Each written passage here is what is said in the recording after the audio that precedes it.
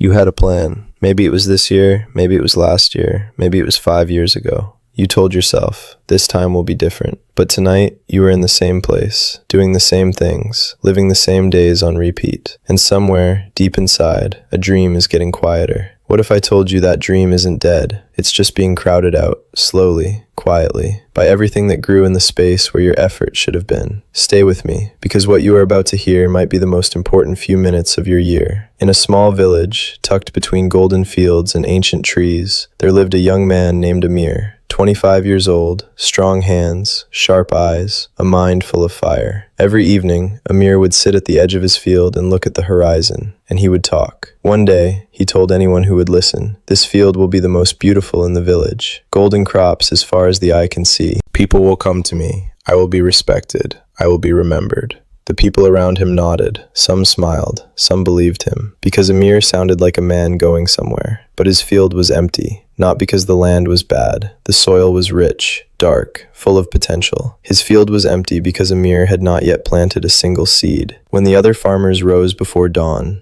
Amir slept. When the village men worked under the midday sun, Amir sat in the shade, turning his dreams over in his mind like smooth stones. When evening came and the fields smelled of honest effort, Amir told himself he would start soon. When everything was ready, when the timing felt right, when he was sure he wouldn't fail. Tomorrow, he whispered every night. Tomorrow, I will begin. But here's the thing about an untended field. It does not wait for you. It does not stay empty and patient, holding space for the day you finally feel ready. The moment you stop tending to land, nature fills it.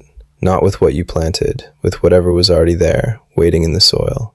Weeds do not need an invitation. They do not need your help. They simply grow in every hour you leave unclaimed. And Amir left many hours unclaimed. One evening, his uncle arrived unannounced. He was old, the kind of old that only comes from working. His hands were rough. His back carried the shape of decades bent over the earth. But his eyes were steady, clear, the eyes of a man who had earned his understanding. He stood at the edge of Amir's field and was quiet for a long moment. Then he spoke. "Amir, your land has been ready for 3 seasons. Why is nothing growing?" Amir gave the easy answer. "Uncle, I start tomorrow. You'll see. This field will be the greatest in the whole valley." The old man looked at him, not with anger, not with disappointment, just with the patience of someone who has seen this before. He reached into the pocket of his coat and placed a single seed in Amir's palm. "Do you know what this is?" he asked. Amir studied it. Small, ordinary, unremarkable. "This," said the uncle, "is ambition. Not the feeling of ambition, the act of it. One seed, one decision to begin. Plant it, water it every day. There will be mornings you see nothing happening. Weeks where the soil looks exactly as it did before. You will wonder if anything is working. But something is always happening underground that you cannot yet see. And if you stay faithful to it, if you return to it every day, not because it is easy, but because you decided to, it will grow, slowly at first, then steadily. And that one act of beginning, that one seed tended with discipline, will teach you something that no dream ever could. It will teach you how to plant the next one, and the one after that, until the whole field becomes what you always said it would be." Amir turned the seed over in his hand. The uncle continued, his voice quieter now. "But here is what I need you to understand. Every season you leave this field empty, the weeds grow deeper, not because you invited them, because you were absent. And weeds do not just take up space, they steal it. They reach into the soil and take what belongs to your crops: light,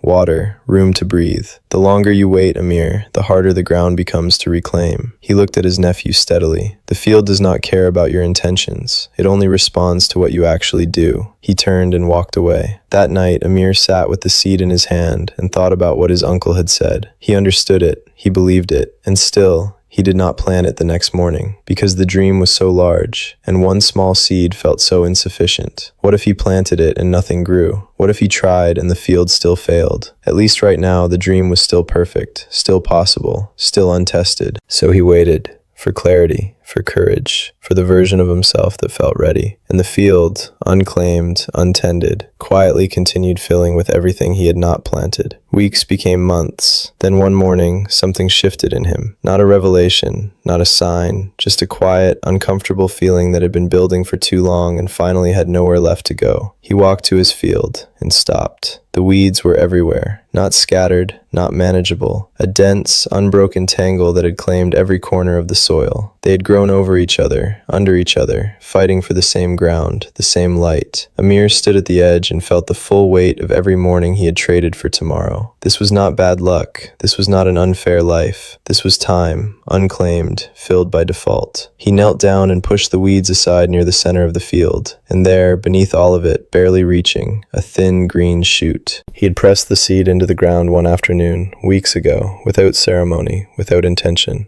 almost without thinking, and it had grown anyway, quietly, without his help, just doing the one thing a seed does when it is given soil, trying to become what it was made to be. Amir stared at it for a long time. His uncle appeared beside him and said nothing for a while. Then, softly, "It is still alive. That is the nature of ambition. It does not give up as quickly as we do. But look at what surrounds it. Look at what it is competing with. Look at what grew in your absence." He paused. The question was never whether you had the ability, Amir. The question was always whether you would show up before the weeds did. Amir began the next morning before sunrise. He cleared the weeds, not in one dramatic effort, but steadily, section by section, day by day. Some mornings the work was slow. Some days he cleared a small patch and felt like it made no difference. But he came back the next morning anyway. He watered the small shoot. He protected the space around it. He gave it room. And as it grew, as he watched something respond to his consistency, something shifted in him too. Not inspiration, not motivation. Something quieter and more reliable than both. Discipline. The understanding that you do not need to feel ready. You do not need to feel certain. You only need to return. Season by season, Amir worked the field. That first plant grew strong and bore fruit. Not a miracle harvest, not a legend, just enough to matter. Enough to show him what was possible. And he planted more, row by row, season by season. Each crop a little better than the last, because the man tending it was a little wiser, a little steadier,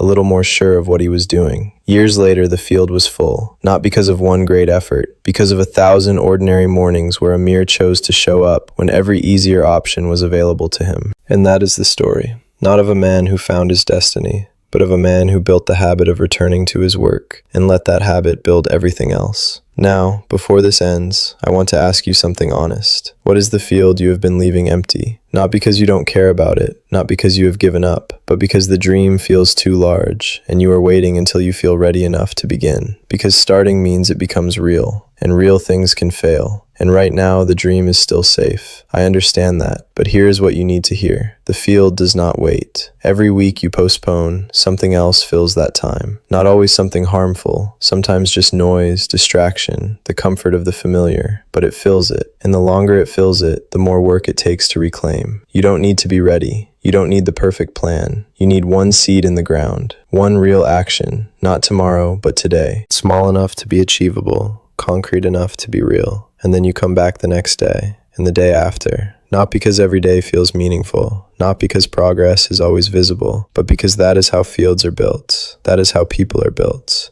One ordinary morning at a time. If this story stayed with you, share it with someone who has a dream they have been postponing. Not for the channel, for them. Because somewhere in your life, there is someone standing at the edge of an empty field, waiting to feel ready, and they need to hear this today. We'll see you in the next story.